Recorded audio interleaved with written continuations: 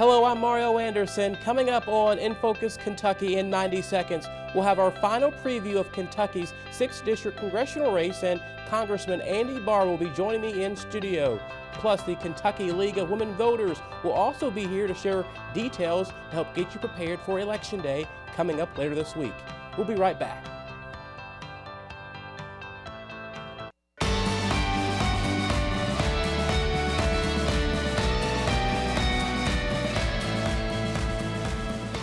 Hello, I'm Mario Anderson, and welcome to In Focus Kentucky, where we take a look at issues that matter to you right here in the Bluegrass State, and we'll talk with the lawmakers, community organizers, and people like you who help shape those policies. On today's episode, November's midterm elections are just days away, and all 435 United States House of Representatives seats are up for grabs. Now, today we have our final preview of what some consider one of the most competitive elections in all of America, and Kentucky's 6th District race, where Democratic nominee Amy McGrath, who recently appeared on this program, takes on incumbent Republican Andy Barr, who joins me now in the studio. Thanks for joining us here on In Focus Kentucky. Great to be with you, Mario. Thank you. Absolutely. And Congressman, obviously you've served Kentucky's 6th District since 2013. You won the same election by over 20 percentage points the last election cycle. So with just a short amount of time left until Election Day, how confident are you in your re-election hopes? Well, we're confident, but we recognize that this seat is not my seat. It's the seat that belongs to the people of the 6th Congressional District. That's the way James Madison designed the Congress, and that's a good thing. And I like the fact that every 2 years we get a chance to talk about our work in Congress, the promises that we've kept, the results that we've been getting. And we have been getting results, and we look forward to communicating with our constituents about the results that we're getting, the fact that we are solving problems, and as a result we have a booming economy, we're tackling the opioid epidemic, and we're strengthening our national security.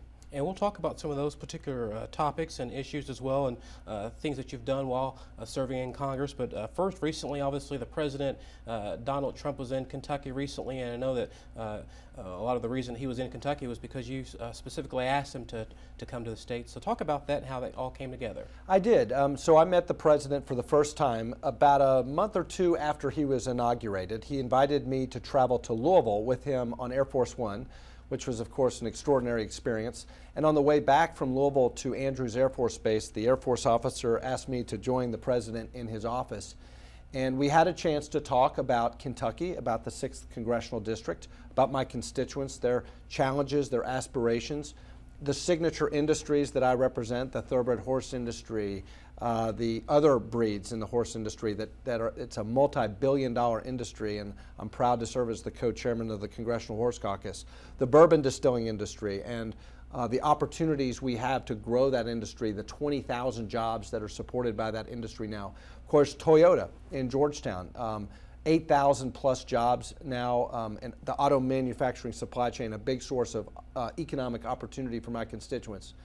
But I also talked to the President at that time about the challenges of our district, and especially the opioid epidemic. And I invited him at that time to come to my district to demonstrate some presidential leadership. And we've worked together.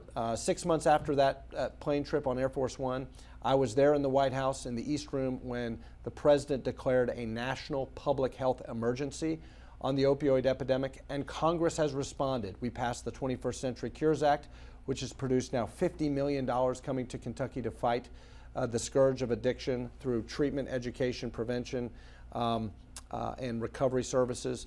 And then the Comprehensive Addiction and Recovery Act, my amendment that was recommended by my 6th District Drug Abuse Task Force and the University of Kentucky to help with best practices for neonatal abstinence syndrome. That was included in that measure. And then in this Congress, we have passed appropriations that represents the most significant investment in American history in fighting a drug epidemic, over $6.6 billion to fight the opioid epidemic. And my bill that provides transitional housing and job training and employment services to people in long-term addiction recovery, that is now law.